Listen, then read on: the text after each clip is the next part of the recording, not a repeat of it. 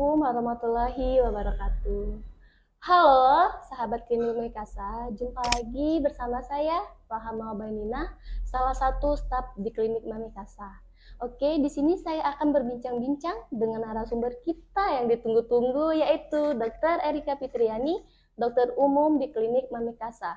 Oke, sebelum kita mulai, di sini saya akan mengajak semua sahabat klinik Mamikasa untuk perkenalan atau lebih tahu tentang profil Dr. Erika Fitriani. Untuk Dr. Erika Fitriani, saya persilakan. Baik, terima kasih Nina.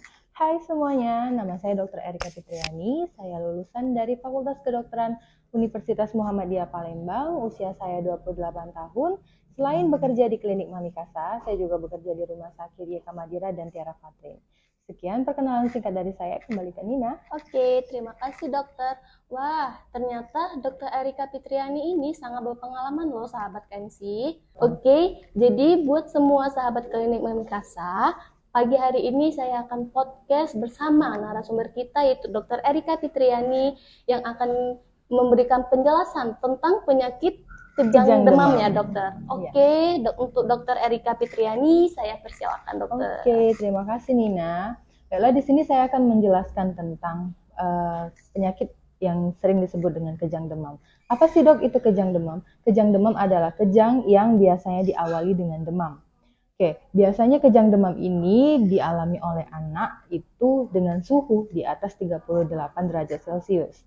Nah, kejang demam ini sendiri ada dua tipe, yaitu ada yang kejang demam simplex dan ada yang kejang demam kompleks. Apa sih dok bedanya? Untuk kejang demam yang simplex itu demam kejangnya kurang dari 15 menit, kemudian kejangnya itu badannya bergerak seluruh tubuh dan tidak berulang dalam 24 jam. Nah, apa perbedaannya dengan yang kejang demam kompleks? Itu kebalikannya. Lebih dari 15 menit, kemudian bergeraknya hanya setengah badan atau sebagian kanan aja, gitu kan, atau sebelah kiri aja. Dan dia berulang dalam 24 jam. Itu untuk perbedaan yang mungkin bisa diingat sama teman-teman semua. Terus juga untuk bahaya atau prognosis yang sering kami bilang, prognosisnya dalam kasus kejang demam ini sendiri itu tidak berbahaya atau bonam. Hanya saja jika kejangnya lama dan berulang, dia bisa membuat kerusakan pada sistem saraf anak. Terus tata laksananya gimana nih dok kalau udah kejang demam? Yang pertama pemberian obat kejang dan kemudian diberikan obat demam kayak gitu. Sekian mungkin penjelasan singkat tentang kejang demamnya Nina. Oke, terima kasih ya dokter. Ya. Oke dok, di sini saya mewakili dari sahabat klinik Mamikasa nih dok. Ada pertanyaan dok.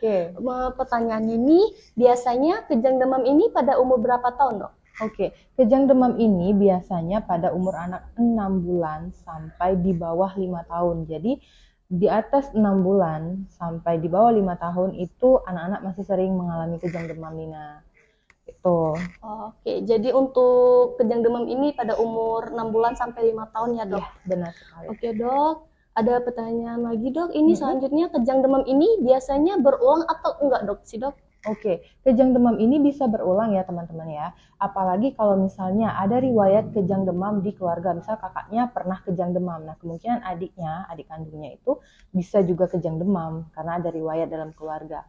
Terus juga yang kedua, biasanya kejang demam ini di bawah umur 12 bulan atau 1 tahun anak itu masih sering mengalami kejang demam. Bahkan lebih sering dibanding anak yang di atas 1 tahun kayak gitu. Oke, jadi kejang demam ini dari riwayat tentang keluarganya dok ya?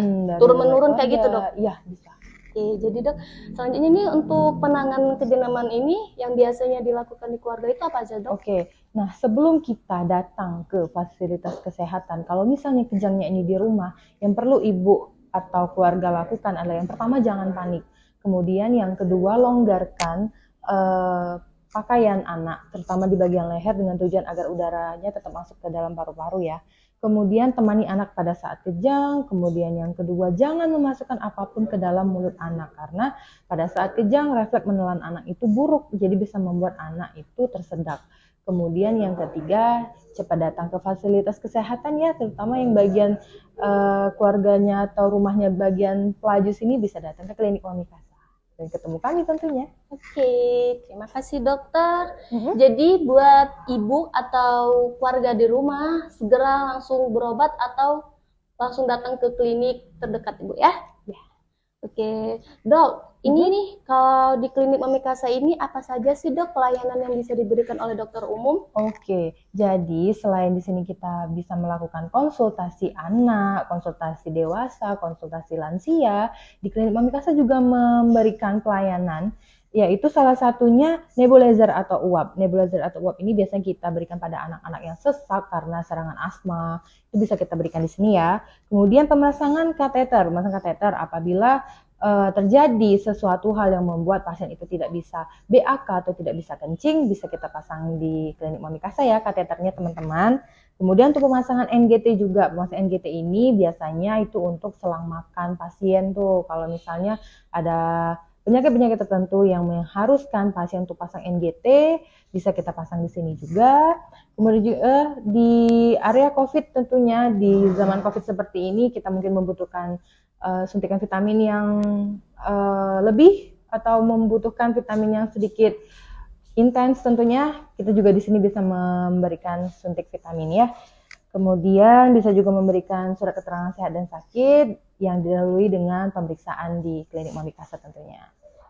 Oke, ternyata di klinik Mami Kasa ini banyak juga dok ya pelayanannya ya. Tentunya. Oke, untuk seluruh sahabat KMC langsung aja datang ke klinik Mami Kasa untuk berobat dan Berkonsultasi. sama dokter kita ya. Oke, terima kasih dokter atas waktunya hari ini. Iya. Mungkin kita habis ini akan membahas penyakit lainnya dokter. Ya, doakan saja. Oke. Kita tunggu podcast selanjutnya ya. Oke, baik, saya Rohama Mbainina dan Saya Dr. Erika Fitriani.